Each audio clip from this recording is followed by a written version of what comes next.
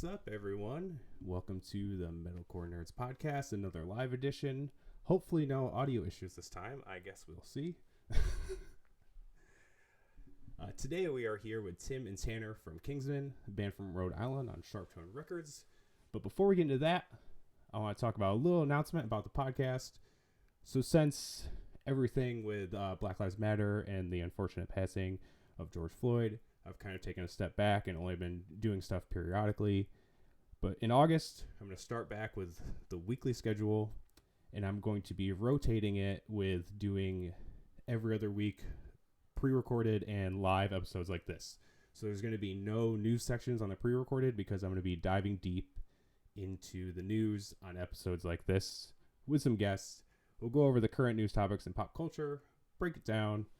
And also, you can donate today. The stream link is on the top, and everything will be going into United We Dream, which is an organization that helps immigrants and their freedom in the country and helps towards the abolishment of ICE. And all the donations will roll into next week's listening party, which will be hosted on this channel as well, with Daniel DeFonte and Joel Haston, and it'll all just get donated at once. So if you want to do that, that's cool. If not, whatever. And if you want to support the podcast, this is where you can do it. You can follow the Twitch channel. You can subscribe on Apple Podcasts. You can follow on Spotify. Follow us on social media. It's all at Metalcore Nerds. And there's going to be some new things once we reach affiliate on this page. And you can also go to redcircle.com/metalcore-nerds and click on get access to exclusive content. And that's going to allow you to get discounts on merch I'm going to be releasing soon, probably by the beginning of August. I'm also working on a new website, and you'll also get exclusive access to pre-recorded episodes early, so you'll be able to listen to them before everyone else, which I think is cool. Maybe it's not. I don't know. I have 2 episodes already recorded that have been recorded for over a month. One is with Mark from Veil of Maya, and the other one is with Greg from End, and he used to be in Misery Signals. They're both super cool episodes, and I'm stoked to release them and have you guys listen to them. And that's about it. I'm going to bring in the Kingsmen boys now. What is up, guys? How are you doing? Yo, good. Very good. What's going on? You know, very good, man. Another day in the COVID life. Yes. The wonderful 2020 COVID life. Yeah, it's been a weird one, that's for sure. Yeah, sure, man. Can't wait for the movies to come out in a few years, you know? Yeah.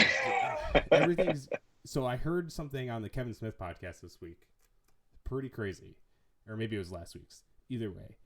So they're obviously very involved in like the movie world and everything. Yeah. So Mark Bernard said he heard from someone that if everything gets moved into next year, that Warner Brothers and Marvel are highly considering releasing like Black Widow and Wonder Woman on digital because they can't afford to push anything back any farther.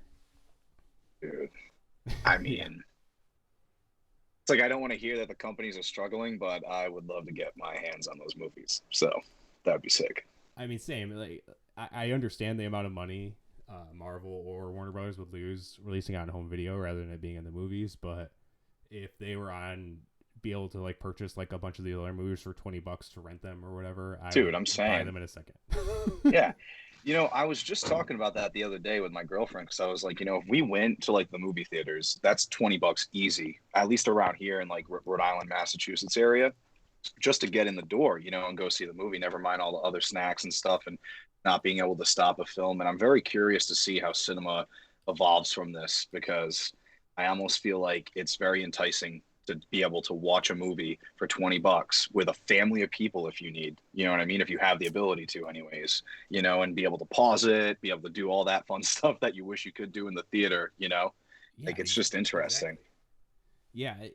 I don't know if I think we were going to get there eventually because obviously all of the big movies are the only ones that make real money for the most part. Obviously, there's some horror films that on a super low budget make a fuck ton of money, and like Joker, obviously it was based on a comic property, but the budget was very low and it made over $1 billion. Like, stuff.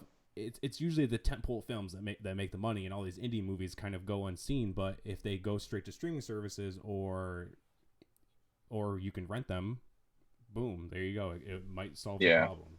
to have Yeah, people for sure. go see him. I guess we'll see. We'll see. I mean, I'll take Black Widow early, man. I mean, realistically, like that's a film too I was kind of like really excited to see in theaters. I mean, Yeah. you know, there's a lot of tie-in elements to that film. I just feel like are going to bring some things to, you know, we've been asking questions about Black Widow now for 10 years. You know, like you know, and like there's, I mean, a lot of people that don't read the comics don't understand like her backstory, but I feel like seeing what they'll do with her in the, you know, when she, you know, spoiler alert if you've never seen Endgame, it's like, but like, if you didn't see the biggest like, movie ever. Yeah, ever. yeah. But like when she, like, you know, when she died, like did that, you know, sacrifice herself, man, that was like, I don't know, that moment hurt a lot. Oh, Very unexpected. Oh, yeah. I did not. It's like, no, dude. It's like, hey, bye to this character that we just don't know much about. That she's just a badass chick that just is a sass. You know, like it's like, where's her story, man? You know, she is.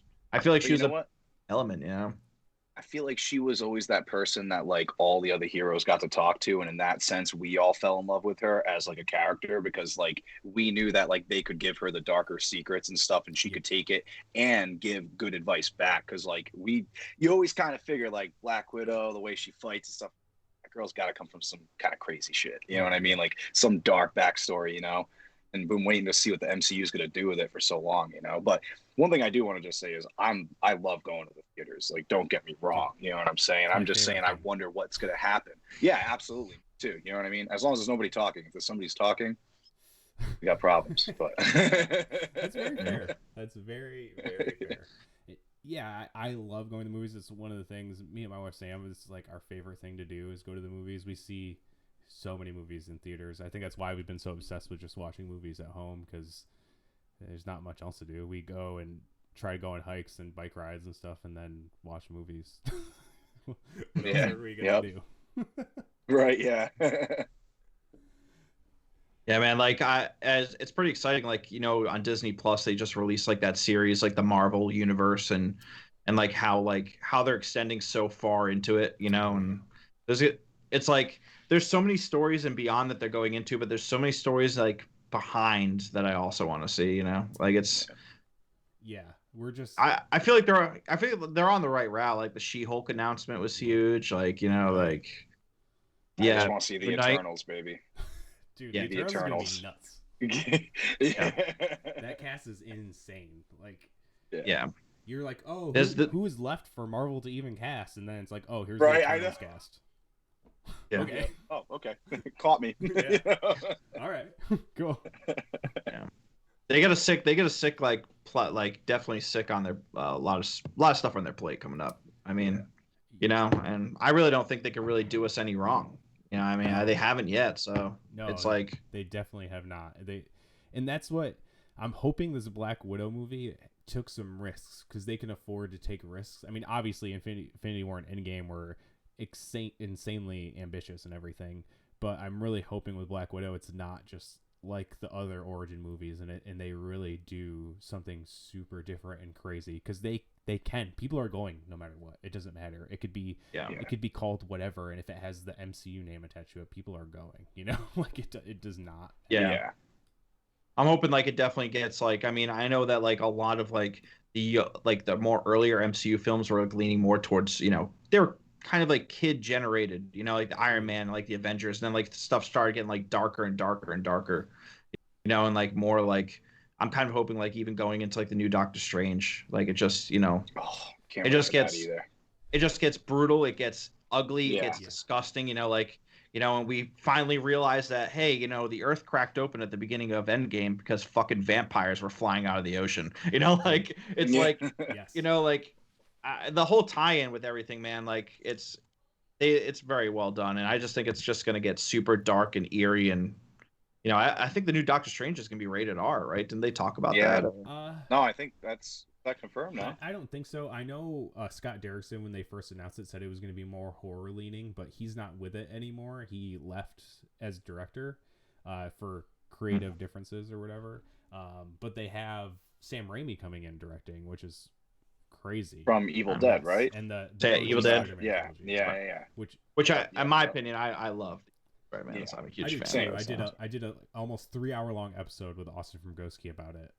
I deep dive into that trilogy, and I do have a very high love for it. The second one is still one of the best superhero movies of all time, in my opinion. Yeah, I mean, if Doctor Strange's Multiverse of Madness doesn't bring together those two Spider-Man in some way, it might. I mean, come on, you know, that'd be cool. Let's go, you know, like, dude, I mean, Tobey Maguire doesn't really look that great these days, but I mean, it's like, I mean, CGI, man. I mean, CGI. I mean, Tobey Maguire is look what they did my least favorite actor probably of all time, but that's all right. Yeah. I mean, look what they did with Elijah Wood, man, in the Hobbit films. I mean, Elijah Wood looked really weird as Frodo in the Hobbit. You know, like when he came back. Like, I'm wondering, like, you know, 20 years later, or has it been 20 years? It's been like 2001 since first Spider-Man. No, it's probably been about 20 years. Yeah, 20 years. So like, he's like, you know, he's getting up there, man. So I'm curious to see what happens with all that. I mean, I'd be psyched. Yeah, I guess there was a plan to do all of them meeting in Spider-Verse 1. As their voices and them like done obviously animated, but there was a plan to do it, but they said Sony said it wasn't the right time, which obviously means they're probably planning to do it live action first before they do it. Yeah, I mean, yeah, they need to, man. Even like the Amazing Spider-Man 2, like remember how that movie closed with all the villains down in like that the sewer and like tease. Dude, like, man, there's so many ways. Like, man, I could talk about for hours about the Spider-Verse. It's just there's so many ways to bring it all together. We will get back to the Spider-Man universe a little later. Yeah. Well, I guess speaking of the pandemic and everything that's going on, I know it affected you guys pretty big, at least band-wise. Pretty much 2 tours that we had set up were gone. One during your record release, but you guys still were able to chart with your debut record on Sharptone, which is amazing. But other than that, ended up being in a positive. What else affected you guys other than that? I mean, everything, man. You know, it's like like everybody else, right? Yeah. Like you're stuck at home. You know, I mean, my work got super, super slow. I mean, I was, you know, out of work for a minute there in the beginning, and it was tough. You know. Yeah, crazy. I mean, I just been sitting at home writing. That works. You know, just that is the one good thing. Yeah. A lot of times. Yeah, we got like a whole record done. So. Wow. Yeah, it's like. Yeah. So, yeah. That's crazy. Yeah, we've been powerhouse songs, but I don't know. I got a farm now, so that's cool. It's like, yeah, dude. It's like COVID week number 1. Tim's like, I got some chickens. COVID week number 2, he's like, I got more chickens. COVID week number 3, I have ducks now. And now it's got goats. They're flying in. You don't even know, man. It's awesome. Awesome, That's man. Cool. Trying to live off the land, you know, and like try to like, you know, I mean, just I don't know. The goats are like the best pets ever, man. They're just so much fun to play with and hang out with, you know, and like they are pretty cool. I have a pet, Daisy, and she's super sick, like super nice, and she's a pot-belly pig. She's just my girl. That's awesome. My girl. I told you, it doesn't stop. It doesn't. I like farm animals, man. They're like the coolest things ever. You know, they are like, cool. I will say that Tim's farm is cool. It's like pretty sick. We just hang out. They eat everything on my land, and that's it. You know, it's like All right. It's safer for them at my house than it would be, I don't know, somewhere else. I mean, there's some pretty shitty farms around here, so true. I'm it's all like about animal. I'm vegan, so I'm all about animals having a safe Yeah. spot. You know. yeah, you know, so. Yeah. And they're happy here, so I feed them a bunch of watermelon and good shit. So that's cool. Yeah, I like that. they love life. That's awesome. Yeah. You can't argue with that. Yeah. Nope. But yeah, man. I mean, that's it for COVID for us. I mean, we're sitting here, just looking at the clock, just waiting for it to strike 12. You know, the doomsday clock. So, I mean, for us especially, like, you know, we didn't have a lot of touring experience before this record came out, so we were really looking forward to, like, you know, just hitting the road, seeing what this record would do. And of course we're like, oh hey, it charted, and then we're like, but we can't go on any tours right now, so like, kind of like, all right. Yeah, I was stoked because, you know, for anyone who doesn't know, I booked the band personally, so I was stoked to like get you guys out there and start, you know, building, but you know, kind of got a little wrench in the tire there. Yeah. But hey, I mean, it's everyone's wrench and everyone's tire, you know what I mean? Very fair. We're all gonna bounce back. Oh yeah. You know, we'll get at it eventually. I'm in no rush for things to start up just because I want people to be safe. I want it to be Absolutely. good for, everyone, and it to make sense. Yeah. Even like the movie theater thing, like I would be kind of comfortable going to the movie theater here if they have proper sanitation stuff, because the theater here is not packed anyway. So it's social distancing probably wouldn't be that hard, but still it's got to be done right, which most places seem to be taking the correct precautions, and which is good. I'm glad people are taking it serious for the most part. I know there's a lot of people who aren't, but the people that are, I appreciate it. Dude, I can't even say, like, as a guy, like, I inspect homes, so I come in like fully suited up, man. When I go into a house, like, that's what I do. And like, dude, I'll get, I shouldn't even say this, but like, at least like 50% of people I walk in, no mask, no nothing, no care at all. I'm like, dude, like, I know I'm like coming in your home, but like, come on, man, like, it's tough. Yeah, it's tough. That is tough. Some people are being reckless out there. I'll tell you, like, y'all are making me miss movie theaters hard right now. It's like, oh yeah, I just think about like, let's just like go eat some popcorn and like watch a Star Wars film. Yeah, I don't remember the last movie I saw in theaters. I think it was either 1917 or Onward. I don't remember. Dude, 1917, solid movie. That movie was very, very solid I saw film. That in theaters, because I know it was near. Yeah, you're lucky, man. And that movie was incredible. I remember like when that movie came out, everyone's like, yeah, it's like one shot film, and I saw it and I was like, damn, this is one shot, and then I like found out that it was like spliced together perfectly one shots. Yeah, they like, did it in as many one shots as they possibly can. Yeah, but but that's crazy, man. Like the whole, it's insane. It's wild. Yeah, like they wild. showed a. I don't remember where they posted, but it was like circling social media once that movie came out. But the shot with him running through the battlefield, they have a shot of them shooting it. So it's like with the oh yeah, I've seen that. It's insane. Wild. So insane.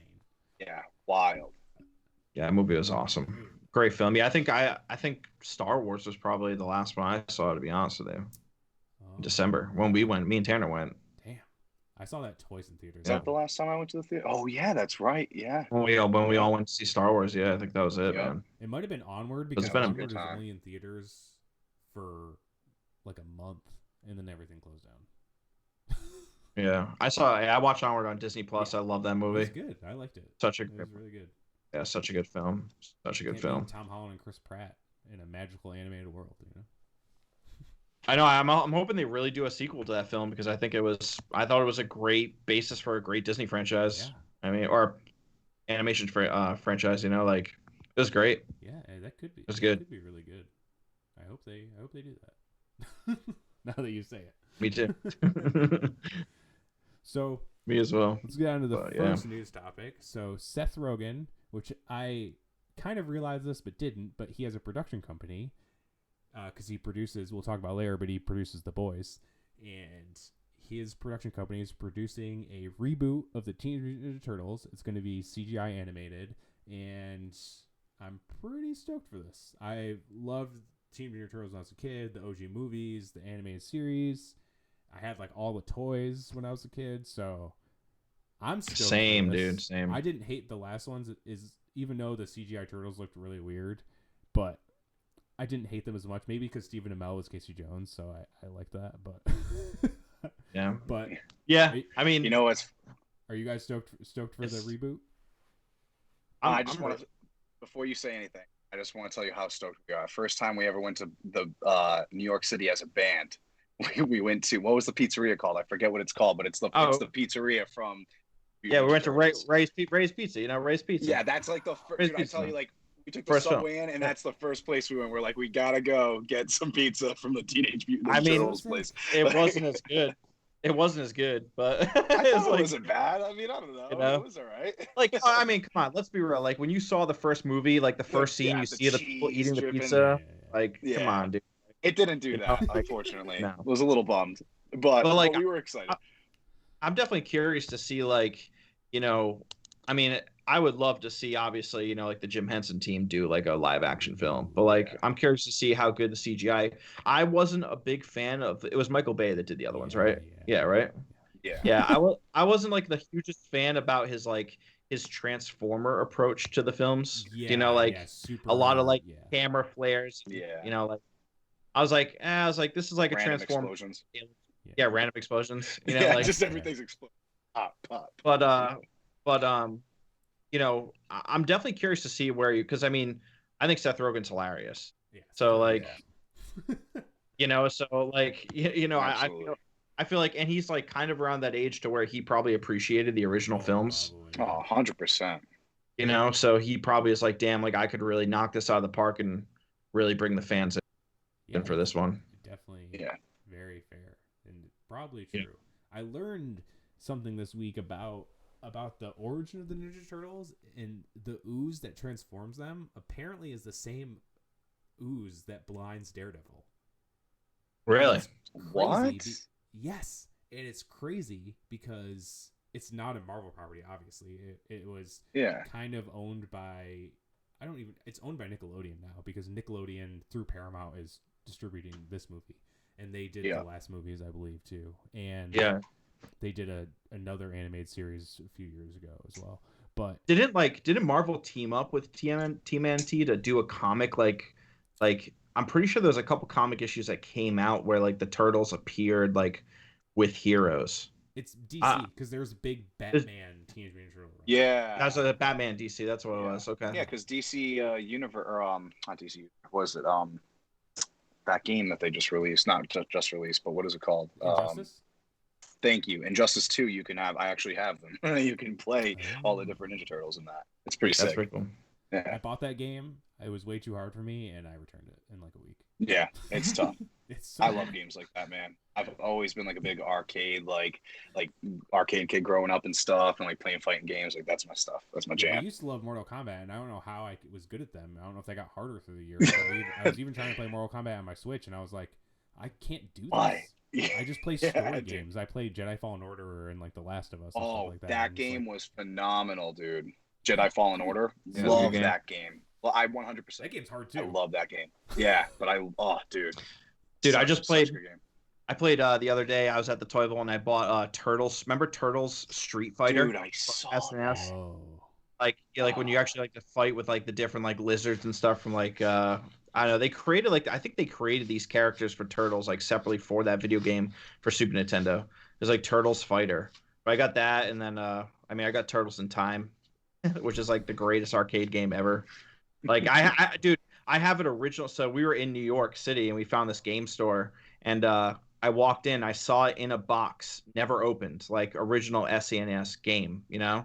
And I was like, I need it. And I bought it for $250 because I just didn't care. I was like, I need it. Kid's an animal. Never bought, never opened, dude. Still in the plastic. Like, dude, like I have a Turtles mini couch here in my bedroom. Like I'm a Turtles freak, dude. Yeah. It's like I love that shit. The Manhattan Project was probably one of the best regular Nintendo games ever made. Like that whole franchise was like, dude, like that was like my childhood, man. Like I was even like, I remember buying the toys from The Secret of the Ooze, like the second movie, to where like, you remember the toys, like how they were rubber and they were like had a weird texture on them, like, and they had like, because from the first movie to the second movie, somehow the turtles grew freckles. I have no idea, but like, dude, I remember the freckles though. I do. You remember, yeah. So Jim Henson was like, yeah, these turtles need some freckles for the second film. You know, I was like, man, I love the freckle turtles. I was like, and so hey, Seth Rogen, if you hear this, bring back the freckle turtles, dude. We want freckle turtles.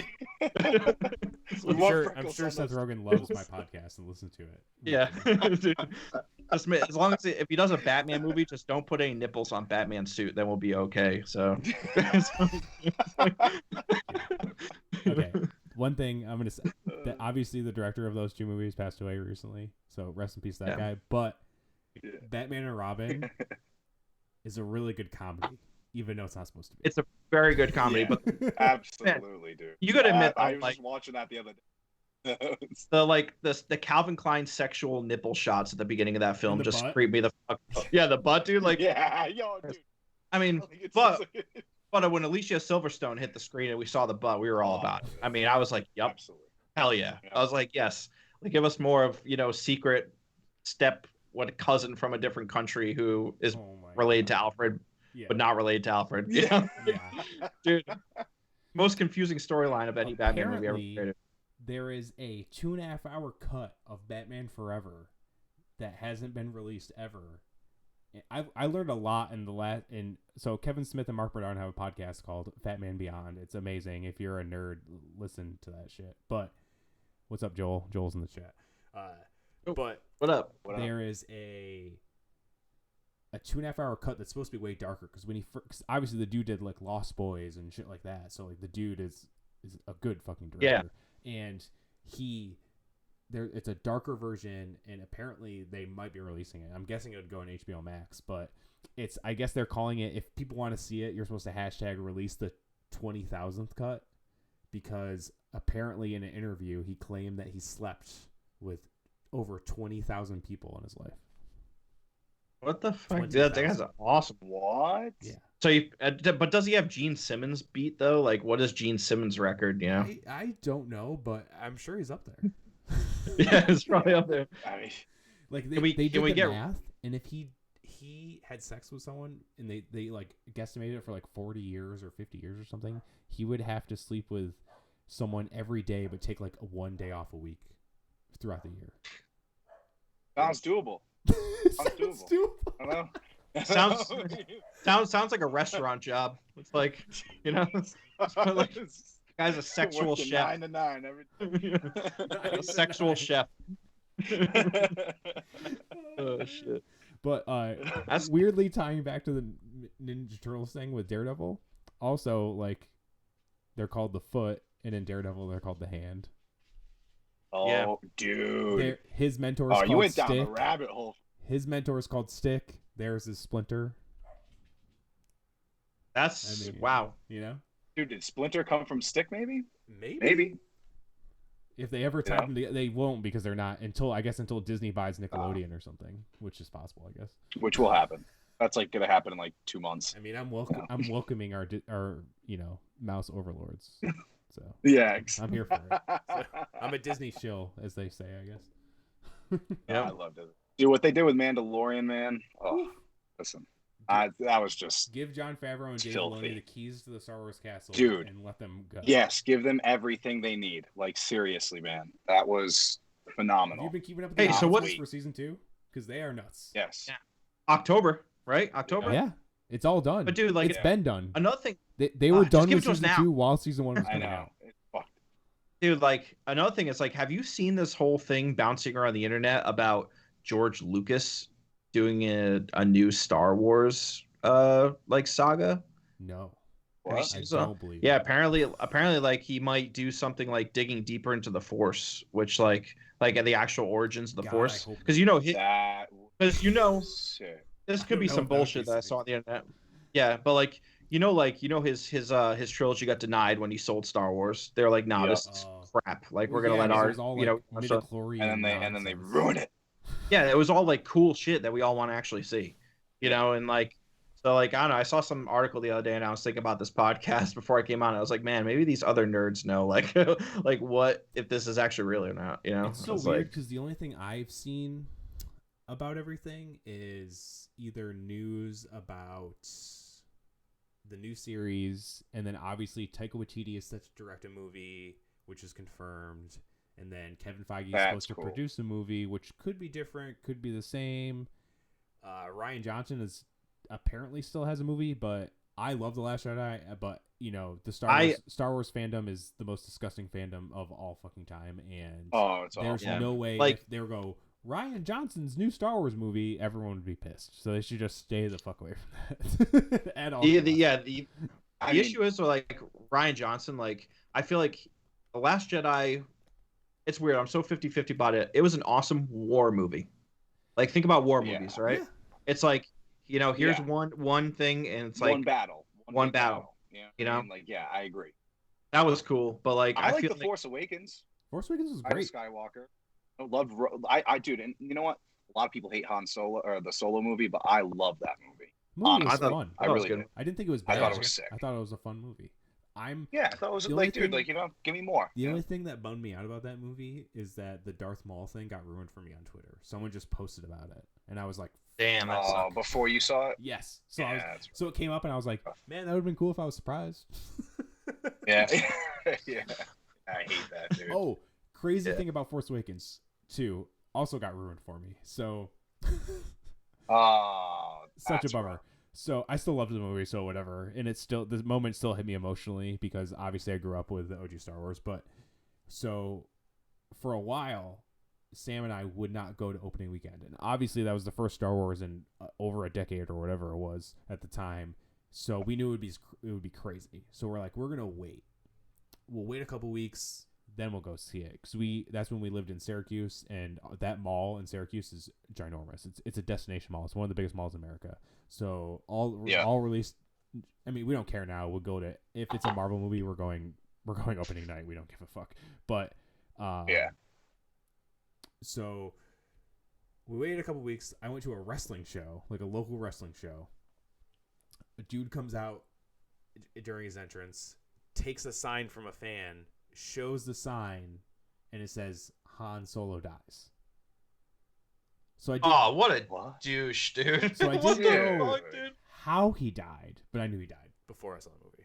And I was like, Yeah, That's because dude, like, yeah, that happened to me too, man. Like on Twitter, all those people with the, like, remember like watching Cinemax porn when you were little? People like were like literally posting pictures of red flashes with Han Solo going like this, like hurting. I'm like, oh well, he's dead. I'm like, he's dead. I'm like, great. Thanks for spoiling the fucking movie, dude. Like, it was like, yeah, it was blurry pictures. Blurry pictures. Great. I was so pissed, dude. I was That so upset, sucks. man. That sucks. Dude, So like, bad. I feel you on that. I feel you. Yeah, I was dude. so fucking mad. It was so lame. I was like, really? The movie's been out for like a week or two, and I was like, it was the same thing with the Darth Maul thing. I didn't even see it that late. I think I saw it the week after it came out, and someone just like, man, Darth Maul in the new Solo movie was pretty sick, and I was like, really? What the fuck? I didn't even post anything about Endgame for like a month. Like, I just posted my general reaction. I did not post anything that would give anything away. I was just like, that movie was amazing. It was everything I wanted and more. It crushed me emotionally, and that's it. That's all I get. Yep. When everyone else sees it, we'll talk about it more. But I was like, fuck, man. Like, really? You gotta be that guy? Fuck. It's terrible. Yeah, so that's I don't get it why people do that, man. It's like there's just no good that comes from thinking like that and pulling the trigger to do something like that. Like, it's like, come on, man. Like, because I will admit, when trailers come out, there is this YouTube channel I follow called New Rockstars, and they break down trailers like scene by scene and speculate. And that could be some heavy stuff. Yeah, and they speculate what could happen.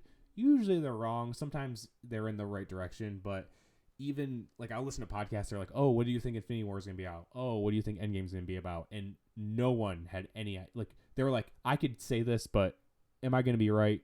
No." Yeah, I remember reading I remember reading articles where like Disney just had that shit on lockdown, man. Like people were signing like waivers in and out as extras. Like there was like, private. Yeah. When I was in LA, I did a tour of like Universal Studios, and like I looked at like the sound rooms where they like recorded, like where they filmed the last scene, the battle scene. Ooh. And like dude, like the guy was telling us, he's like, yeah, he's like, this is where they filmed Avengers Endgame. He's like, there was 5 security guards on every entrance. They had to clear out like 1,000 feet around the building where no one was allowed to go in any trailers or anything. Dude, this building was massive. It was fucking huge. Like Disney has their shit together when it comes to that stuff. Like nothing is getting out of Kathleen Kennedy's hands. It's like, like she ain't gonna fuck up. They release fake trailers. Yeah. They shoot additional stuff to put in trailers to throw you off. Like, yeah, they're the smartest movie. Yeah, the smartest movie company in the world. It's like like, hey, this scene never happens, and then you like look the entire movie for the scene. You're like, what the fuck, and then you see it in like the deleted scenes in the goddamn bonus feature of your Blu-ray player or whatever. Pretty much. That's nuts. That's crazy.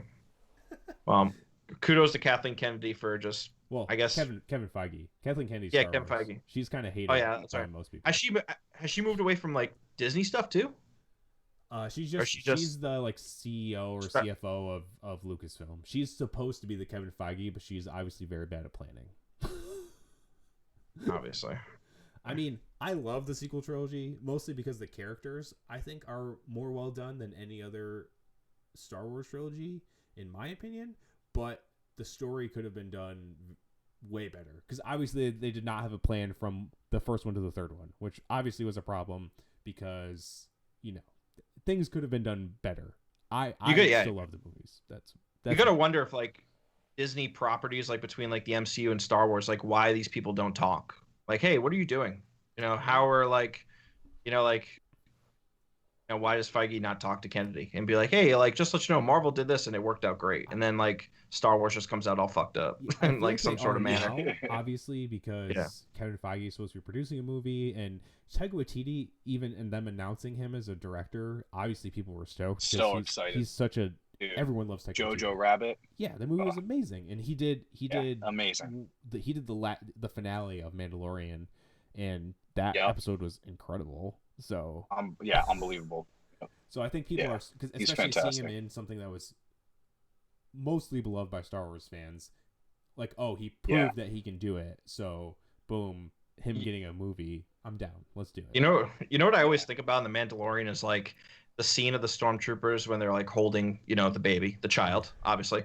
They're holding the child, and like, I wonder if they were just improv on set and they're like, the director's like, hey, you know what? Punch the baby a couple times. Punch it. You know, it's like, and I'm just like, dude, like that scene hurt me. It's like when they were just punching, like, I was like, stop it. Don't do that. dude, I was so pissed, dude. Like me and my wife were just sitting there watching. She's like, she's like, I don't think I could watch this show. She's like, I don't know if that was worse. I don't know what's worse, Glenn getting his head beaten in on The Walking Dead, or like the child getting punched. I'm like, those are. Dude, that's fair, because those two troopers, one was Jason Sudeikis and the other one was another comedian, and they both got reamed out on Twitter for that. Like, dude, they're like, what the fuck is wrong with you? Why would you touch the baby? What is wrong with you? Dude, as soon as I heard Jason's voice, I was so psyched on it. I was like, this season's gonna be great. It's so funny that all these big stars and comedians like try to sneak in to be Star Wars characters. Like, what's his face from Bill Burr, Shaun of the Dead too. Yeah, Daniel Craig was a stormtrooper in Force Awakens. It's like Daniel Craig. That's crazy. That's crazy. Dude, that's awesome. That's like just shows how like timeless the series is, you know? Oh yeah, 100%. It's funny because in the one episode where they go to that village, I think it was episode 3, and they go to the village and try to save the village, Mandalorian and Cara Dune. At the very end, when you see the child in the crosshairs, my wife and I were both like, no. And then you hear the gunshot, and it's the person getting shot. I was like, no. Because like, you're thinking about it, and like, there's no way they can kill it. But then you're like, wait, would they kill it? It's like, they made you hold on to that character, and like every little inch, they're like, okay, let's just tease them and almost kill them, you know, or like, you know, they know you'll be like, no, don't do it. Yep. And the Twitter will just explode. Oh yeah, 100%. So next story, Beavis and Butthead is coming back. Same creator and everything, dude, but it's going to Comedy Central. So I have a theory, which could be cool, but I don't know if they're still going to do it. So obviously they showed them watching music videos, and that was a big thing back in the day, but it was on MTV. So that was like the era of music videos, and they'd show like Pantera and Machine Head and whoever the fuck else. It was always heavy bands, which was awesome. So for me thinking, oh, if they did that again, like imagine all these new wave of bands, their music video getting played on Beavis and Butthead. How sick would that be? But at the same time, you're like, it's Comedy Central. Are they going to do it? Who knows? But like, how cool would that be if they did that? Yeah, no, I agree, man. I agree. I think like, it's like with Comedy Central, the only thing I'm worried about is like Beavis and Butthead to me was always like metal, yes. you know? And like, but like, I'm hoping that they just don't go like the whole like, I mean, I love South Park. I think the show's hilarious. Yeah. Like, I hope they don't go like whole slapstick, you know? Like, let's make Beavis and Butthead slapstick, you know? Yeah, I hope they keep it. I hope they keep it true to form, you know? Yeah. But yeah, that's what I'm curious about. But it's you know, it is the same creator, so I kind of have hope that he'd probably want to keep it the same, just an updated version, like look wise, probably. But that was my shit when I was a kid. I used to watch that. Oh yeah, same. All the time. Dude, countless memories of me. My cousins, like my older cousins, were like the badass cousins that I always enjoyed visiting, and dude, like so many memories of them just like showing me so many Beavis and Butthead shows. Like, yeah, I can't wait. It's gonna be sick. I think like that was my first introduction to death metal. Like I remember hearing a Carcass song. Yeah. And I was just like, yo, this is sick. I was like, this is dope. Yeah, they put some wild stuff. Yeah, Yeah, there was everything was on there. yeah, there's some real left field shit on there sometimes. You're just like, damn, this is really heavy, like for MTV. Oh yeah, you know, and it was awesome. I love that. That's the thing. Like, is MTV even a platform anymore for music? You know, like what is MTV now? You know, it's like all reality TV shows and reruns of like Jersey Shore. You know, that's what, yeah, that's what it is. Just like a. Yeah, it's weird. It's crazy. I mean, I know like MTV Headbangers Ball in like Europe is still a thing because our music videos get played on that every once in a while. Wow. But like, I don't think like in America there's any sort of platform for MTV anymore. You know? No, it's all reality TV. It's been like that for ever, pretty much. Weird. It's like crazy. The Road Rules Challenge is still a thing, which I used to love, and I watched some like a couple years ago, but it's just like that and whatever random reality TV like Teen Moms 25 and what the fuck ever. Jesus Christ. Jesus. Can't do any of it. Teen Moms, but they're now 30. I don't fucking Beavis know what to call it. Dude, that's so fucked, dude. It's so fucked. That's what it is, man. Teen Moms, but now they're 30. I don't know if that's what it's it like, is, but I could see that being a thing. No, actually, that's probably like the most accurate title for that show right now. Teen Moms, where the kids are in college. You know, like that's gonna be in 20 years. Remember Teen Moms? Jeez. Now the kids are teenagers. Cool. Yeah, now the kids are. It's like, oh man, that's awesome. Next generation. Moving on, I guess. J.J. Abrams and his production company Bad Robot, they signed a huge deal with Warner Brothers, massive fucking deal, and they announced this week that they're going to be bringing Constantine back in a new live action movie. So what's interesting about this? Very interesting. Keanu? Yes, they have. Yes. So I don't know yet. A rumor article came out today, and it was kind of like a whatever website in one of my nerd groups. Someone posted it. And he was like, I don't know how legit this is. You know, like if Hollywood Reporter or like Screen Rant or Collider or someone like that posts it, it's pretty dead on. They're the ones who usually go, oh, so and so is in talks for this, and that usually means, hey, they're getting cast. It's usually how it goes. So that's the thing. It could be Keanu coming back as a sequel and them continuing it on. And who the fuck wouldn't want Keanu? The dude is red fucking hot right now. You know, John Wick 4 is coming out, Matrix 4 is coming out. The dude's in everything. Everyone wants to be Keanu Reeves. But there's also the CW version with Matt Ryan, who he obviously looks more like Constantine, like the comic accurate Constantine, and he's even voiced Constantine in a bunch of the animated stuff. But yeah, like they could continue and, you know, make it a continuation of what happened in Constantine. It's weird because I remember not liking Constantine with Keanu Reeves. I didn't like it either. I kind of want to revisit it and see how I feel now because I watched it when I was in college. I don't know if my view will even change, but I don't know. I kind of want to revisit and see how I feel now. I feel like for the era it came out in, they went very like for lack of like a better term, like I don't know, it had like this like kind of like Queen of the Damned vibe to it. I don't know, like the way it was shot, the way the action was, like I don't know, it was like kind of quick and flat. Maybe not Queen of the Damned, but actually Blade, I feel like is a better accurate representation. I see you have that shirt on, I think. Yes. But like, I think now they could do that better. You know what I mean? Yeah, no, for like sure. I think now, especially with the team, would do J.J. Abrams. Yeah, like that's all you have to say for me. Anyways. I mean, dark and ominous. Like, remember Super 8? That was super dark and ominous. Yep. So, like, I love Super 8. Yeah, Super 8's awesome. He could go dark and ominous, but like, I mean, dude, even the Cloverfield, you know, and all that, like that's. Yeah, you know, what movie came out? I think around the same time was like Constantine came out. I think the same time as that End of Days movie with fucking Arnold Schwarzenegger, and it was just like another like dark fucking like dark End horror of Days movie. Yeah, like it's like this is my thing about Keanu. He's like he is super hot right now. You're right. I think he's a phenomenal actor. You know, I think he plays certain characters very well. What scares me the most is that all right, Bill and Ted, the new one's coming out. He's gonna be the new Bill and Ted. Obviously, he's from the original Bill and Ted, obviously. But like, you know, I just feel like Hollywood might look at him after this new Bill and Ted and be like, oh my God, he'd be great for those like slapstick family comedies. If he ever did one of those, I feel like that would be Keanu's downfall. Like I feel like he needs to stay, you know, Bill and Ted was great in the 80s, you know, great in the 80s or early 90s when it came out. I love the first two movies. They're awesome. But like, I feel like if he doesn't stay in the dark realm of Keanu, then we might see Keanu go by. You know, like I think it's he's like very, very selective on what he does. So anything he does sign on to do, I'm like, okay, like he really wanted to do it, because yeah, I know. as long as he doesn't do it those like love I don't really do Keanu well in love So romance. what was I that? love the I'm Lake trying to House. think of what it. Oh Jesus! No, I Lake love House. Oh my that. lord! I Oh love my that god, movie. dude!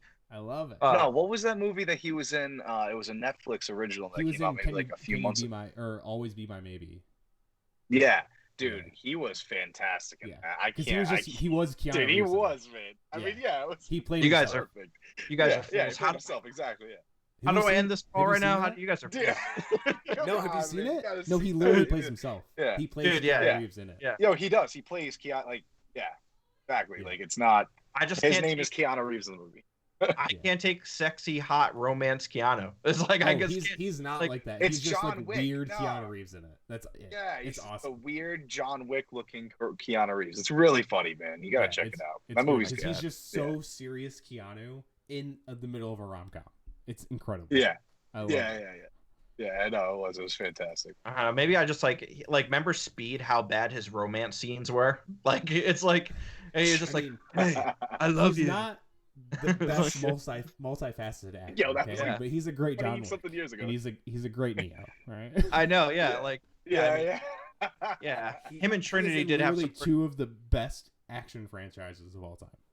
Yes, you're right. Oh, for sure. I think maybe it was Sandra Bullock that just made that movie so bad. Speed.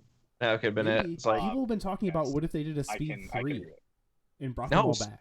Speed 2 on the boat was terrible. I know. Yeah, yeah, we can't do that. We can't revisit that. That was a one and as far as I'm concerned. I mean, Like, that's the Good thing movie. now. You know, nothing is original. Everyone just brings everything back. It's all just. Yeah, I know. I mean, obviously, We we're need to talking stop about. doing We've that. talked about 3 reboots already. Yeah, that's why I'm Yeah, nervous about. that's I'm nervous true. about Bill and Ted. Yeah. Yeah. I'm nervous about Bill and Ted. A I little think bit. It looks very Something true brand to new, form. you know? Yeah. It looks very true to form. So we'll Yeah, see, I guess. it does. Yeah. It does. I mean, the trailer maybe. The trailer, I was like, eh. You know, I was like, I don't know. I have to see the movie. You know, it's just one of those things. So. I love those movies. I can't wait to see Death back. I can't wait. Yeah, Death, and it looks good. Like Death looks good. Dude, he does. Like, yeah. He looks like good. it's it's cool, man. I mean, I'm just hoping that it has like that same like nostalgic comedy that like you know. You can only hope. The Stallions will bring. Yeah, it's like Stallion. Wild Stallion. Wild Stallions, baby. Love it. I love it. Love it. So much. Oh, The God. trailer's great when they're like, you played to like, what was it like? I forget how many thousand, like 20,000, 200,000 people or something. They're like, and then you played to 16 the other day or whatever. It was like, just felt that on like a band, like, you know what I mean? Yeah, As a it's band member, I'm like, ooh. That's like every metalcore band from the 2010s. They used to play Dude, that's so arenas, true. and now they play clubs. Yeah. That's like pretty sure. I'm pretty sure that was like the Ozfest 2003 compilation has made it there by now. Ooh. So. It's like the evolution Just of cracking stuff. Mayhem Fest. Oh It was Jesus! like Yeah. the first Mayhem Fest versus the Oh, my last. God. That's pretty accurate. This is the most savage. Oh my God! You ain't. Did you see the meme? And it was like, I went to a socially distant fest a couple years ago, and it's Disrupt Fest. Oh my I God, was dude! like, whoa! I did see that. I did see that. You know what's sad? Wow. I went to Disrupt Fest up here.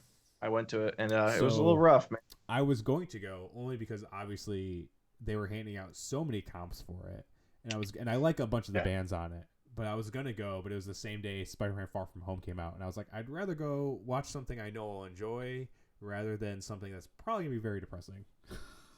Yeah, oh, Jesus. You ain't wrong. It was very depressing, my friend. Very depressing. Yeah. I saw pictures, and I had a I don't couple think I friends went on the to that. tour, and they can confirm it was depressing. There's like one. I think I saw that meme too. You were talking about, and like there was another one where they show like the schematic of what social distance like metal shows would look like. Yeah. And I keep seeing people repost this meme, and the people in this meme have no fucking underwear on.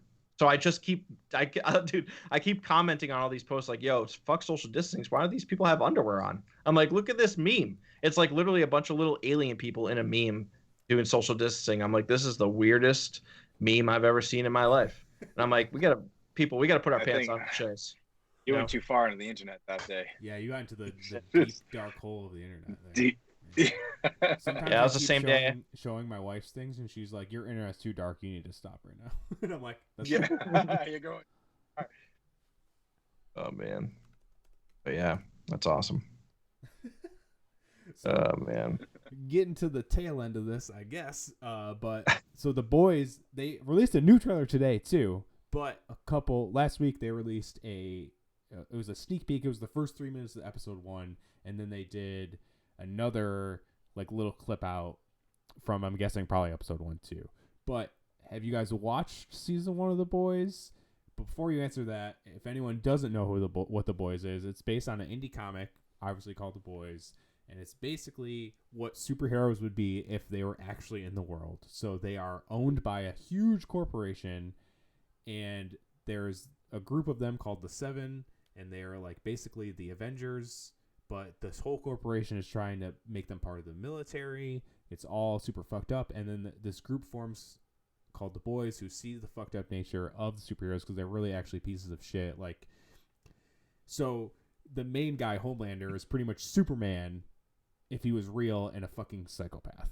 And that is probably the best way to describe him. But so imagine if superheroes were real in our society now. It's exactly what this show is, and it's a group trying to take them out, pretty much, and expose them and everything. It's on Amazon. If you have Amazon, watch this shit. It is not your typical superhero thing at all. It's very rated R, very brutal, very graphic.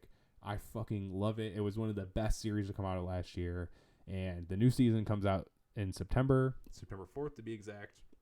But have you guys watched the first season? Did you guys watch these trailers? I have. Yes, I'm halfway through the first season right now. I'm halfway through the first season. Okay. So, dude, but, have you guys seen the plane scene yet? Yes. Yeah, I was, dude. That's yes. the one I opened. Yes. Like, can't do that. Like, it just defies physics. I'd go through the plane. I won't say anything further on that, but if you haven't watched it, and you get to the plane scene, you'll know. The show's incredibly original. Like, it's very it's really good so far. I really enjoy it. The ending, you're gonna be freaking out. It is, the end dude, of the season. blown away, man. I'm gonna try. Seriously, probably want to, like, just because we were on the topic a few minutes ago about things like, all these movies and stuff that are just literally just like coming out that already have been released, like remakes and stuff like that.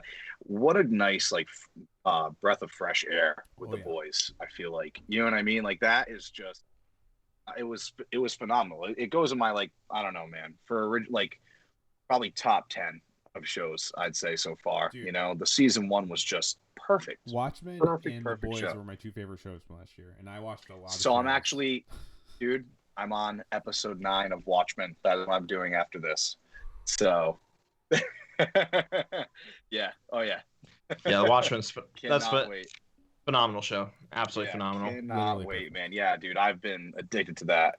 Yeah. If you like Watchmen, haven't seen Hunters, you should really watch Hunters. Yeah, I love Logan Lerman too. It's Jordan Peele, Al Pacino, like a lot of really, really big names in that one. I can't think of his name, but the kid that played Percy Jackson. Yeah, Logan Lerman.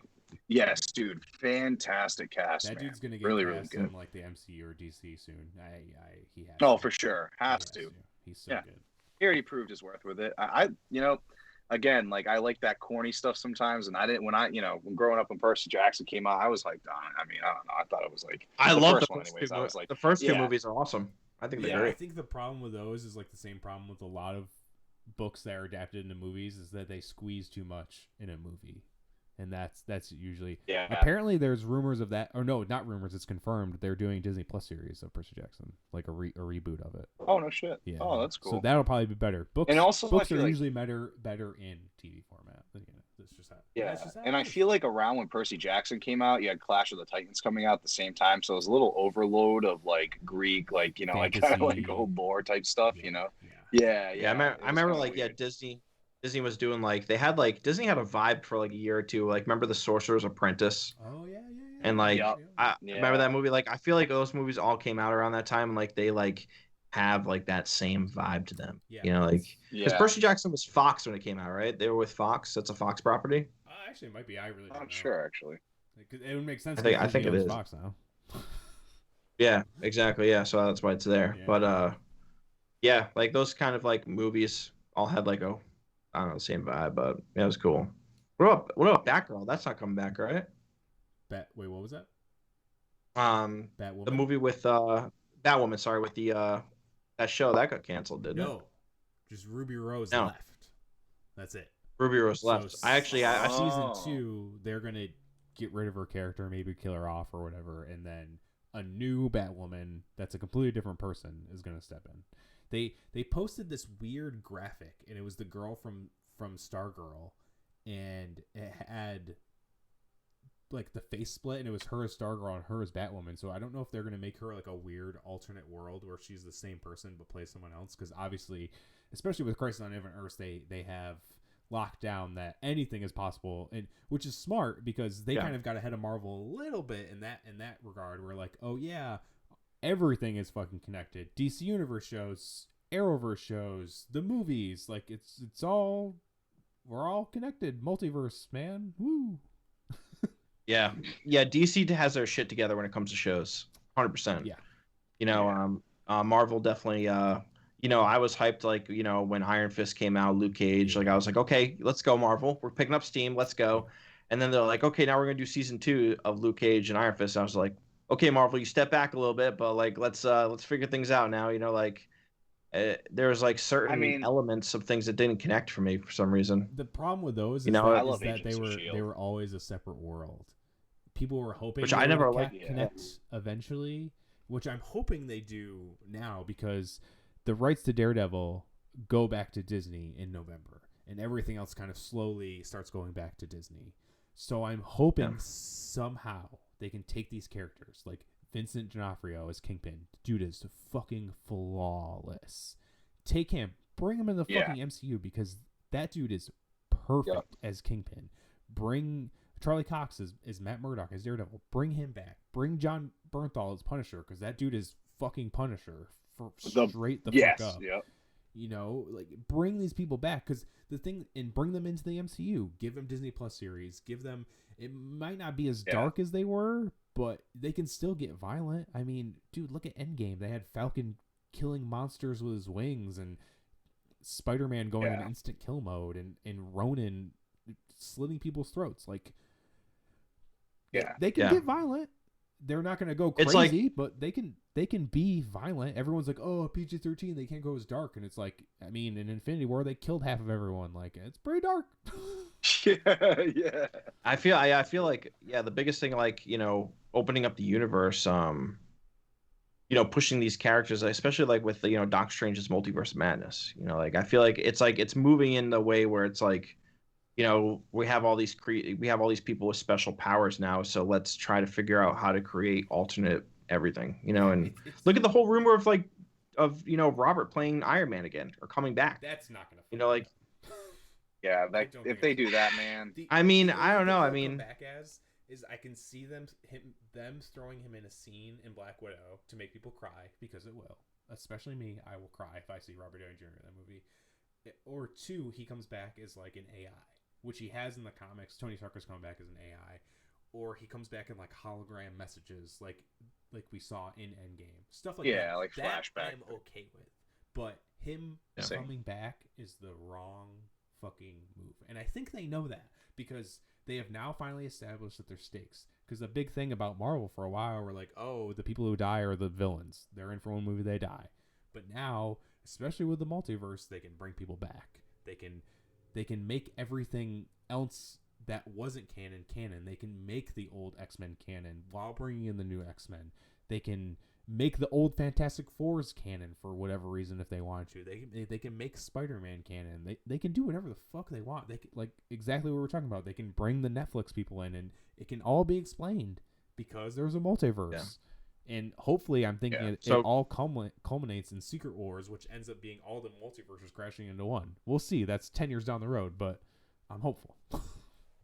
Yeah, I mean, it'd be dope to see. Imagine Chris Evans come back as the Human Torch. I would lose my. Yo. Like, imagine that shit, and then him looking at himself as Captain America. Dude, yeah, That'd be and the thing is, bonkers. I don't know if we'll see him as Captain America. At least maybe Nah, I we'll don't see him think as old Captain America in Falcon Winter Soldier. Maybe, I don't know, but I mean, even we just see him as like Steve Rogers, just himself, you know, like as like some sort of like he lived a life, obviously. yeah, He lived a life. yeah. You know, so like I don't know. it's hard to say. I feel like they'll want to step away from those people, let other people come to the top for a while, but we'll see. It's anything is possible. You know, there's time travel. There's multiple universes. Like anything can happen. Dark Avengers. There's tons of shit that they. Yeah, exactly. And speaking of the MCU, I know we're moving away from the boys, but we've been talking about the MCU, so it's a perfect transition. Go watch the boys. Prepare for season 2. You'll love it. My wife loves it, and she hates superhero TV shows pretty much. Exactly. Dude, that's the best thing to tell people. If you don't like superhero movies, this is still a great show to watch because it's just different. It's definitely not what you think of when you think of a superhero TV show, for sure. Yeah. For sure. But MCU, everything's kind of getting rolling in the production side. Shang-Chi is about to resume filming this month, but they're in Australia, and Australia is like there hasn't been cases in like weeks, so they're like way the fuck ahead of us. I mean, everyone is way the fuck ahead of us because we are all fucking stupid in America. But I know they have to fly there, and then they have to quarantine for 2 weeks, and then they can go to set, which is smart. They're obviously taking the precautions, which is good. We talked about taking precautions earlier in other facets. So that's starting to resume filming. I'm pretty sure Falcon and Winter Soldier, they're only finishing reshoots, so I'm pretty sure they're going back to Europe to finish that up.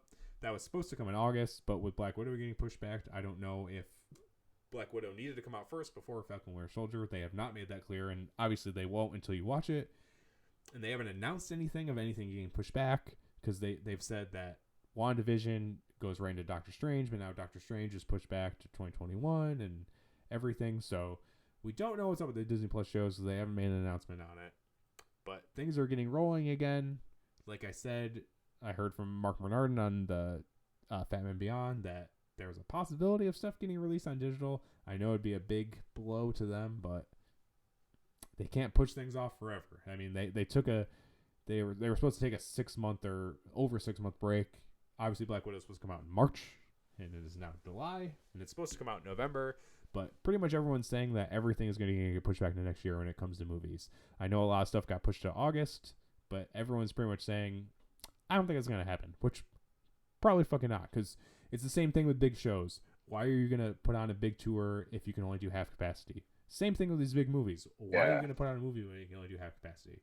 That's going to hurt you just as much as not putting it out. So MCU is getting back going. Also, Anthony Mackie said that the Falcon Winter Soldier feels like a 6-hour movie, which makes sense. These are going to all have, I guess he's probably more talking about the filming of it, how they're, because obviously with TV shows, they have to film more in chronological because they're on a different schedule. Usually they're filming while the season is going on, so it's a little bit different. But these, they're filming like movies, they're treating like movies. The budgets are like normal Marvel movies, hundreds of millions of dollars. Yeah. So I guess there's no surprise there, but can't wait to see how these Disney Plus shows start coming out and how they're going to look. Obviously, they're probably just going to look like just the movies, just in way longer format, which I am all here for. But what are your thoughts on everything kind of starting back up and stuff that's coming out? Are you guys MCU people? You into that stuff? Oh, yeah. Yeah, I mean, dude, I'm pumped for Shang-Chi. I mean, if you couldn't already tell. Dude, yeah. I'm pumped for Shang-Chi. Like, The Legend of the Ten Rings, like, give it to me now. There's so many elements going forward in the MCU right now that are literally like I look at the MCU as like this, like, it's like a spider web, man. There's just so many directions and lanes with characters and like everything that they can do, and I think it's all going to tie together, actually, I think, in the next, 2 years. And it's just going to start, you're going to start to see like all these different lanes to where they're going to go, and I think the key movie is going to be Doctor Strange, because it's going to open up the element of multiverse. The Marvel's pretty good at that shit too. Like, they don't just say, it's like they're not like, oh, here's time travel, or here's this. They just don't really lay it on you. Like, they give you like an explanation of how it works, how it's going to work for their characters, you know, and how it incorporates into their story, you know, like Everything they do happens for a reason. Everything is on purpose. exactly. They do not plant seeds You know? that are not meant to grow. We have learned that. Exactly. For sure. Oh yeah. Even things that might not have been seeds that have been planted, they made them into seeds that were planted. Like, who would have ever thought that we would have revisited the Dark World? Ever. Not me. Right? Yeah. Yeah, during Endgame. Yeah. Yeah, like, or like, or even seen, you know, yeah, you know, it's crazy, man. They were able to go back and forth so perfectly. Yeah.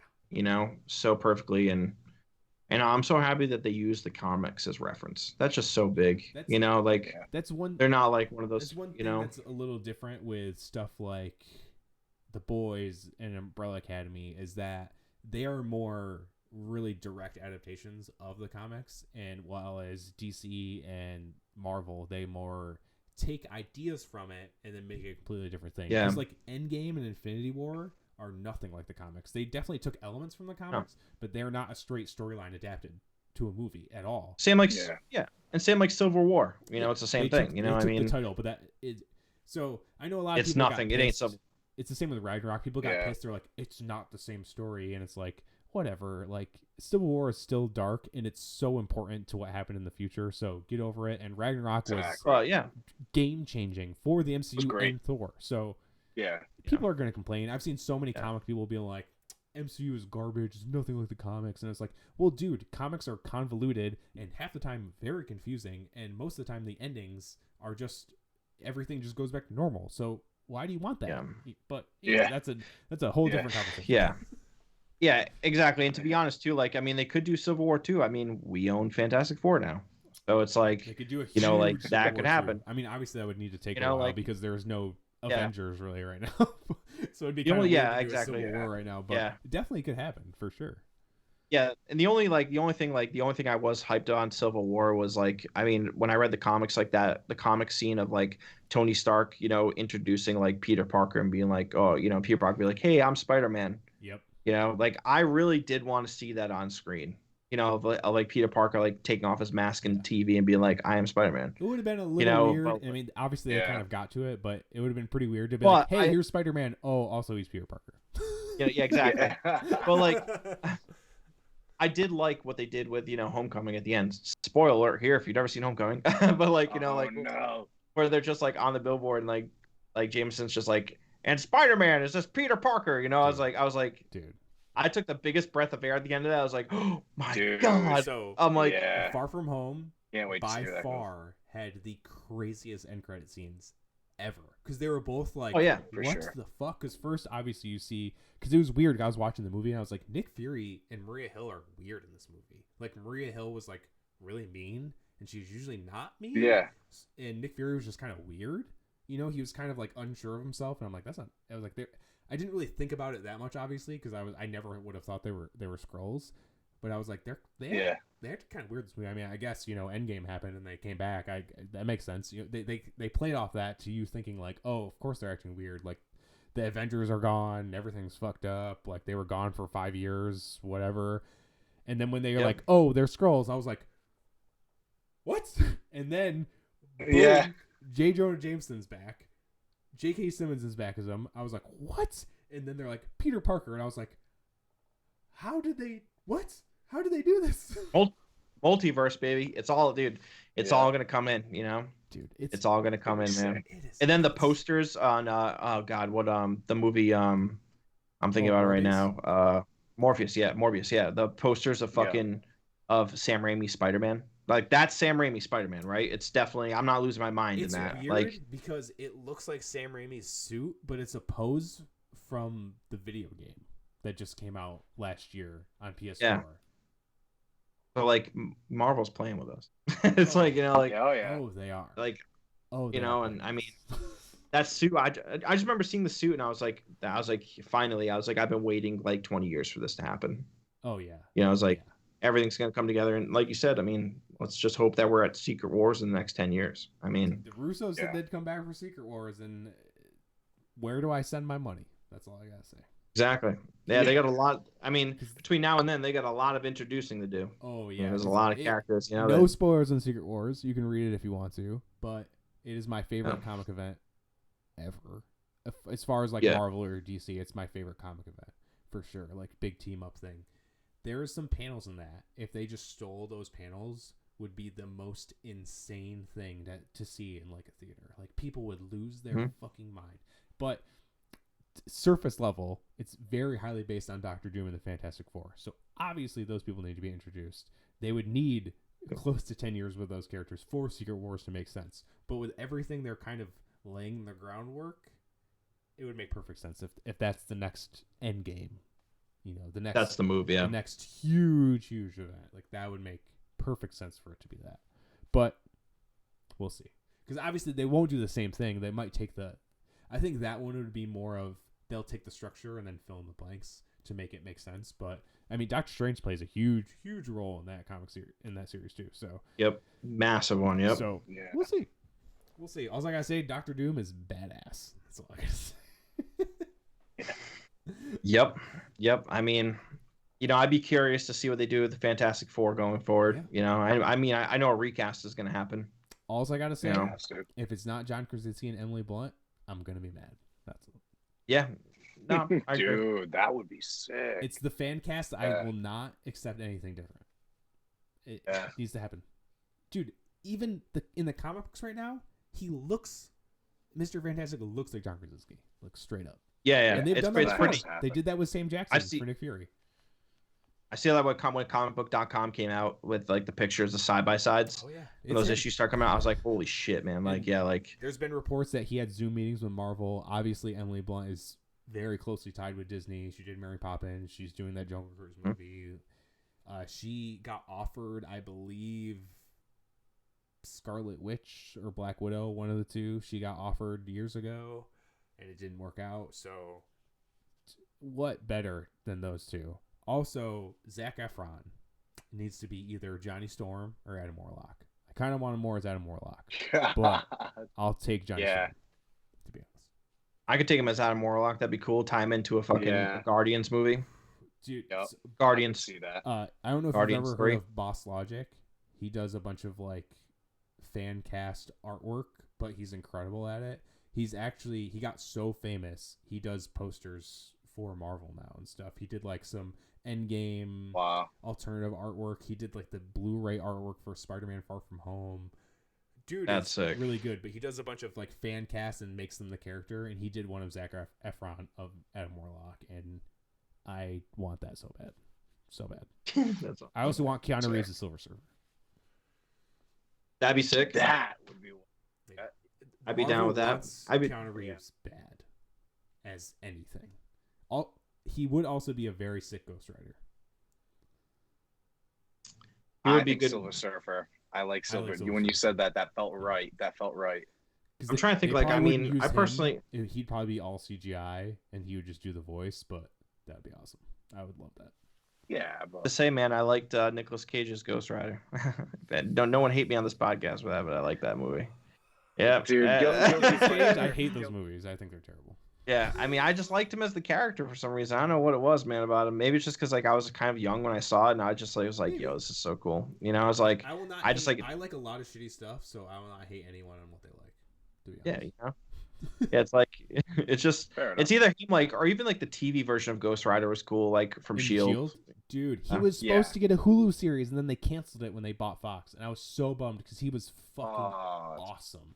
He was sick as Ghost Rider.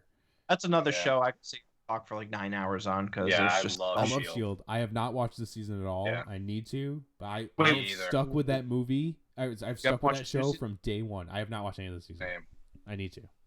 Dude. Like I said, I'm stuck on Ozark right now. Because there's a new season out now, right? Yeah, it's the final we're season. Talking like final season. Yeah. Wait, but it's not the one where like I don't want to ruin anything for people. But it's not the one that's after that when they were in the future, right? Like, is that the season or they're like currently that was last season. Coming out apparently right now. They got back to the present, but now it seems like this season is also time travel-y. That was in the trailers. They ended up getting to the past. So Interesting. That's the craziest thing with this show, and I feel like not many people watch this show, so that's awesome that you have watched Shield. So every time they're like, "Oh, what's Shield about?" I was like, "Oh, it's pretty fucking crazy." It's obviously it picks right back off. Oh, the guy who died in Avengers. Just kidding, he didn't die. He's alive, but actually he did die again, and now he's a robot. And also they went to the future, but I think now they're in the past, and they're like, "What?" And I'm like, yeah, and I was like, oh, and there was one season where they live in an alternate reality in their brain, but it's cool. Yeah. People are like, what the fuck is this show? And I'm like, it's crazy. You kind of gotta watch it all. There's another season where one person's stuck in space. It happens. Dude, like the thing is with like Shield is that any person who's like, all right, that doesn't really read comics but it's an MCU fan, right? Like, I feel as if you watch Shield from start to finish now, you'll understand the MCU a million times better. Yeah, it's weird because they don't really tie anything in. They reference things. Like they reference Winter Soldier, they reference Shield falling apart. Lady Sif was in an episode. Obviously, I think Nick Fury was in the pilot or something. Mm-hmm. Obviously, Coulson from the Avengers movie is in it, which I always thought, I was like, yo, is Coulson going to come back and surprise them and be like, yo, I'm alive? But then he dies. Spoiler for Shield, he dies again. Yeah. So I was like, again. I guess he's not going to come back and let them know, which I guess makes sense because obviously that's what sparked the actual formation of the. So Avengers. you haven't seen the new season, but just let me leave you with this: did he die though? Oh God, are you going to do that again to me? Stop! I'm gonna. That's what I'm gonna get to right after I'm done watching. So maybe not. Maybe he didn't die. That show was fucking crazy. Like I said, when I try to describe it to someone, they're like, "What?" This new season was one of the this new season was one of the greatest tie-ins I've seen them do. Like it was like the MCU with this one. Oh yeah.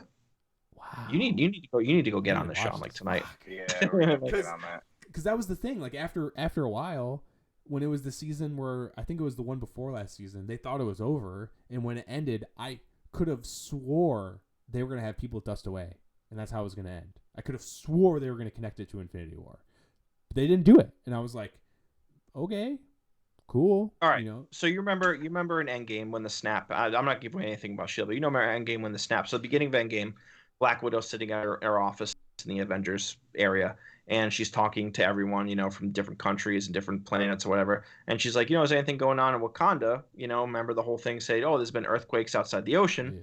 She's like, we should really check on that. We're concerned. Now you know what that's from, correct? Oh yeah, Namor. That's how they're going to introduce the vampires, Blade. And how I thought it would be Namor with Atlantis.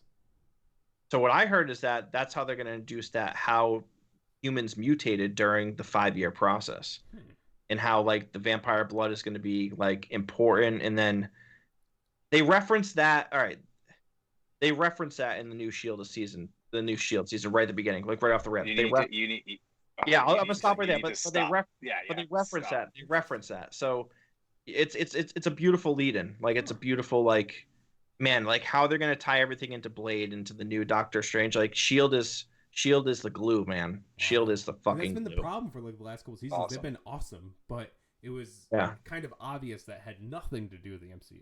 You know what I mean? Exactly. Yeah. I don't know when this is happening, but there's no way this has to do with the MCU because obviously they're dealing with their own shit, like whatever. I'm here for the ride, but obviously this is not connected.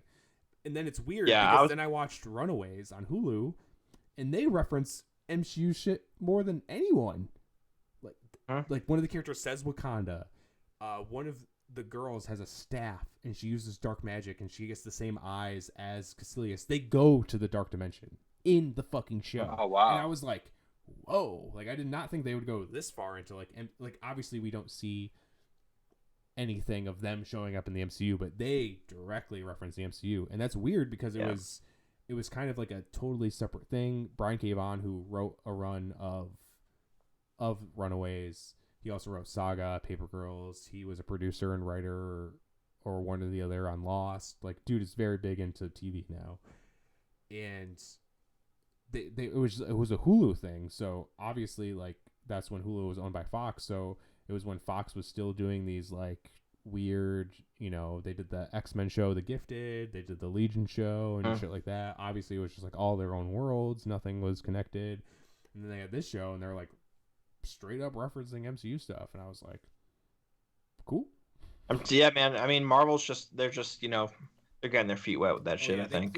I think it's now. They're like, every show is fucking canceled. They're all gonna be Disney Plus shows, and we're gonna keep it all contained and all be together. Like I said, I kind of hope they bring everything back together and make everything from the past canon, which I would love. But we'll see. I wouldn't be mad if they didn't either. If they just start totally fresh, I'd be okay with that too. Same. Going into our last topic, which is MCU still, kind of, a little bit.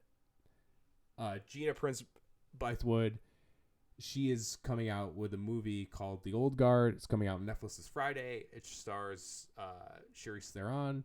I said that wrong, but whatever. I've heard this is supposed to be like the action movie of the year. It's supposed to be very, very good. I'm excited to watch it.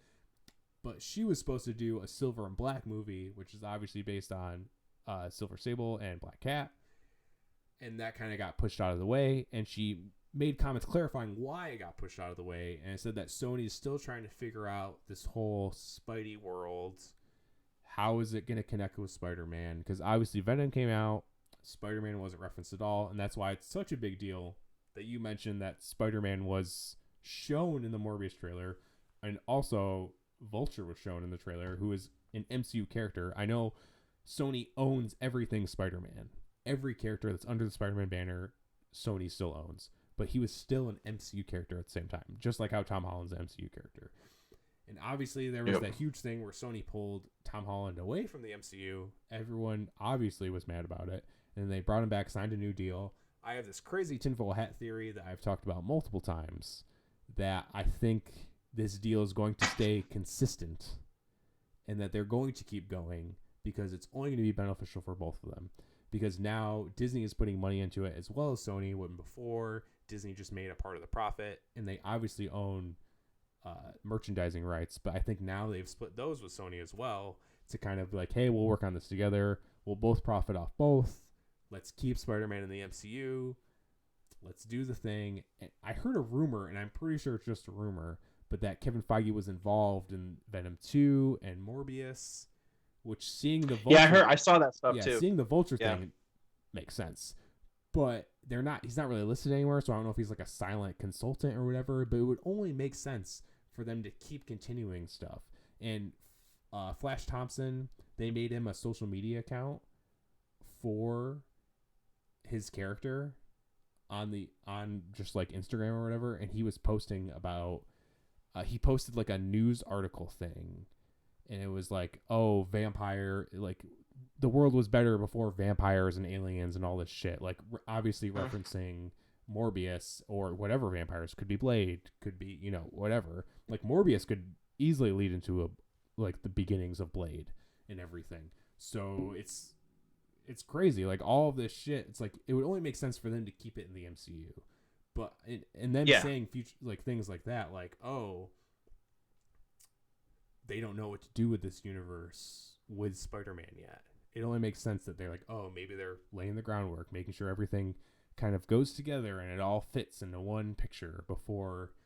Because it seems certain that Spider-Man 3 has to either involve the Sinister Six or lead to a Sinister Six movie in like the fourth movie, or maybe just like Sinister Six and Spider-Man's kind of like the antagonist and they see it from the villain perspective like they did with Infinity War. Like who knows? But yeah, like, what do you think about it's this definitely whole like MCU thing?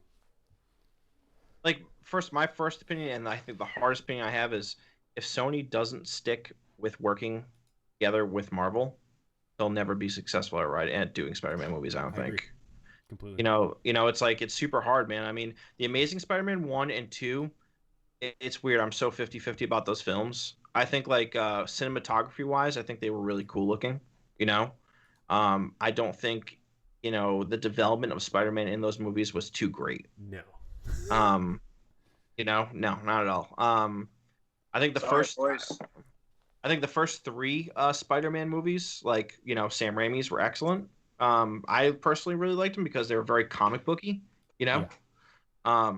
And I just think that the Marvel universe is so big now that Spider-Man's a huge part of it, and so are his villains, and so are his characters, and there's so many tie-in stories, and there's so many good things there, and I think Sony and Marvel, like you said, like Kevin was, on the Venom 2 movie prepping, and like giving consulting work, Yes. 100%. You know for a fact he's sitting there saying, "Hey guys, like you guys have all these characters, let's make all this money together," because people are going to eat this up, like it's like people have been waiting for these characters to come out like Carnage and Venom and and like Doc Ock to be real, like not to be like hate on Sam Raimi's Doc Ock or any of those things, but like like MCU will do it right, and Sony knows that. I think at this point, Doc Ock in the original Raimi trilogy was the best part of that trilogy, straight up. It was. It's that. I mean, I don't know. I liked I liked the Hobgoblin. I mean, the Green Goblin. Oh, Willem Dafoe as Green Goblin was amazing. Yeah, amazing. I thought he was great. I mean, I would imagine seeing him come back in like some sort of like flashback in the new films. Like, dude, oh my god, there is a rumor. I kind of hate talking about rumors, but it's fun to speculate. There's rumors that Giancarlo Esposito could be Norman Osborn. Okay. And that dude is in everything. He's in The Mandalorian. He's in the new season of The Boys. Obviously, he was in Breaking Bad. The dude is in everything, and he is incredible. And he is the most terrifying, like, calm-sounding dude. Like, he talks, and he's scary. And yeah. I don't know why. And I also have this super crazy theory that Flash Thompson is going to be like the new Osborn kid without it being him.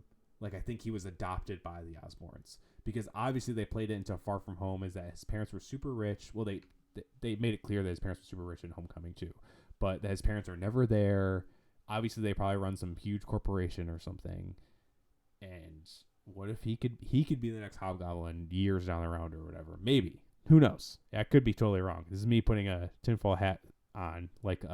I make this joke with Joel. Usually his is he says crazier things, but this is my nerd tinfoil hat. Could be crazy. That's all right, man. Don't worry. I'm placing Norman Osborn would be insane, amazing. Yeah. Yep. Yeah. I mean, there's definitely a lot of elements. Like the only thing I feel like with the new Spider-Man, like the new series of Spider-Man, like Far From Home and everything else like that, like I feel like the characters that are close around Peter Parker, like like MJ and all them, like I feel like they have to like maybe those guys have to get a little bit older. Yeah. I feel like like to really develop into like the villains that who else would be like. Well, the thing is, I mean, even thinking about the OG Spider-Man trilogy, I mean, he goes to college in the first one, so they're still relatively young, a little older than now, but they needed to start him in high school. That's like what's been needed to happen forever. Oh, and, yeah. And now I think he's supposed to go into his senior year, probably in this next movie, or obviously his senior year is probably gonna be pretty fucked because he's been outed as Spider-Man, but but I'm hoping they're kind of. And I know Tom Holland has said he's like, I'll play Spider-Man as long as I can, and I hope he does. And just exactly what we're saying, I hope they keep him in the MCU and keep him going. Like, he should be in the next Avengers movie as one of the leaders of the Avengers or the leader of the Young Avengers, because obviously they're building to the Young Avengers. Like, he should be a leader role. I don't want him to be Iron Man at all, but I want him to be Spider-Man, be part of these groups. Like, yeah, there's a cartoon where it's Spider-Man pretty much leading the Young Avengers. It's not exactly the Young Avengers, but he has a team with S.H.I.E.L.D., and it's pretty much the Young Avengers. It has Iron Fist. It has like White Tiger, but it's a girl. It has Nova as a kid. It has Luke Cage as a kid. It's like, obviously it's not going to be those same people, but it would be awesome to have him with Kate Bishop, him with Stature, Cassie Lang, if they bring in Iron Lad, it almost cool, like awesome, like that'd be sick. It almost cool to like see him take over for like, you remember that cartoon, the animated movie, I want to say it is, that came out. I think it was Young Avengers, where like Tony Stark took him to a different planet, an island. Remember, it was like Captain America's young kid, and like it was on fucking Netflix. But like Tony Stark was obviously still alive. He's the only Avenger alive because they all died trying to go against I think who were they trying to go against? I think it was Ultron. Like they all got killed. I mean, originally they all did get killed by Ultron, and like so they got all the Avengers got killed by Ultron. Tony Stark took all their children to another planet and took care of like Captain America kid, Black Panther's kid. Yeah, it's on Netflix. It's like an Avengers cartoon that came out. It's like an alternate universe cartoon that came out. Tony's like it's like old Tony, like like he has like this. It could be, yeah. And basically like he's I'd like to see Tom Holland in that role, like maybe take because who knows, is Thor gonna have a kid? Is Black Panther gonna have a kid? Like like what? How? I mean, like basically like how is Thor and Jane's relationship gonna bloom? Like there's so many. Yeah, I know. Pretty hyped on that too. I'm reading the run that Taika said he's drawing inspiration from, and it is bonkers. It is so bonkers. It's the one that leads into Lady Thor happening, but it is amazing. If they bring in Gore the God Butcher, he is a fucked up villain. Fucked up. That'd be sick. Obviously, Keanu Reeves, dude, like Christian Bale is supposed to be in the movie as someone. Mm-hmm. And if he's Gore the God Butcher or he's Beta Ray Bill, like I'm in. Dude, I would love to see Beta Ray Bill. That would be awesome. Canon. His face was on the tower on Sakaar, so that's so sick. Yeah. He's out there somewhere. That's so sick. It's one of his species, So. And if we get him, maybe we can get a Planet Hulk or a World War Hulk movie or something. They kind of like did Planet Hulk. They condensed it a little bit, but. Yeah, I want to see what they do with Hulk, especially now. He's like Smart Hulk. His arm's all fucked up. Like, what are they gonna do with him? Who knows? I don't know. I know he's gonna be in the She-Hulk series, at least as like a cameo, which makes sense because he's the one who creates She-Hulk, and then it's his cousin. Yeah, I think they're scared to do another Hulk movie, man, because they've had 2 failures. I don't think they've really had. They couldn't do a Hulk movie for forever, so that's why they did. That's why they did like his arc in other movies, because with Universal he could be included in other movies, but they couldn't do a solo movie because Universal still holds the rights to Hulk. But now with She-Hulk, I would guess they would have the rights to She-Hulk too, but the person who brokered the deal with Spider-Man now works at Universal. So I'm guessing they can probably make it work. Crazy. Crazy that they basically just have hands in the pot everywhere. I mean, dude, it's Disney. Nuts. Disney owns the world at this point. Yeah, fucking awesome. I'm waiting for Joel in the chat to tell me about praising Disney. Waiting for it. Yeah, it's crazy, man. Well, I'm stoked for the Schneider cut too. We're getting a bunch of good stuff coming up too. I cannot wait for that. I'm hoping it's sick. I think it's going to be sick. Did you watch that clip? We talked about it on the last live episode, but that clip. I remember you guys talking about it. Yeah. Damn. Yeah, it's gonna be 50-50. I'm either gonna be super excited and hyped, or I'm gonna just be so pissed that I waited so long, But I think it's gonna be dope. I mean, Darkseid, fucking, it's gonna be. Yeah, really I think it's gonna be something else. Batman dies in it, and we get a good farewell to the character, especially now that they have these these Michael Keaton reports of him coming in, like being the older Batman. Yeah. I'm hoping they kind of send him out to pasture in a nice way, because obviously they've kind of made it clear that, or at least Ben Affleck's made it clear that he's done playing Batman. So I kind of hope, let him go out in a blaze of glory and start fresh. I would like to see, it'd be cool to get a Nightmare Batman movie. I'd love that whole nightmare scene. Okay, so his I watched BVS in theaters, pretty much hated it. Didn't like it at all. I know. I just got HBO Max because they released a deal. Anyone who has DC Universe, they released like a promo deal where you can get it for $5 a month or whatever. So I was like, fuck it. And it has all the Studio Ghibli movies on it, which my wife and I love. So we're like, yeah, whatever. Let's do it. It's $5, whatever. And they have the 3-hour cut of BVS, which I've never watched, but I've heard it's way better than the original. So I want to check it out and give it kind of a second chance. Because it's not that I love Henry Cavill as Batman. I don't mind Ben Affleck as Batman. I love Ben Affleck. I don't mind him as Batman. I just think all the movies they've been in, the movies Ben Affleck has been in have been bad. so it's been like a bad representation because of the movies. Henry Cavill, he's one of my favorite parts of Justice League. I don't really like Justice League either, because obviously Justice League, but that's not anyone's fault, because obviously it kind of, the whole thing with Zack Snyder's family happened, which is super unfortunate. And then Josh Whedon came in, and it's two movies smashed into one that don't make any sense. But Henry Cavill in that movie is awesome. And I'm not really a Superman guy. I really don't like Superman because he's kind of like, he's like Jesus. He's unbeatable. He's like the good. It's not fair. Yeah. It's like not fair. Yeah, exactly. But like Man of Steel in that movie made him human in a way, and I love that. And I really like Henry Cavill. I think he's fucking awesome. I think Man of Steel was a phenomenal fucking film. Yeah, the only thing that falters with Man of Steel is a lot of these DC movies, or like the DC EU movies, kind of falter with, is that the formula is very particular. Like the end fight scene is like, even in Wonder Woman.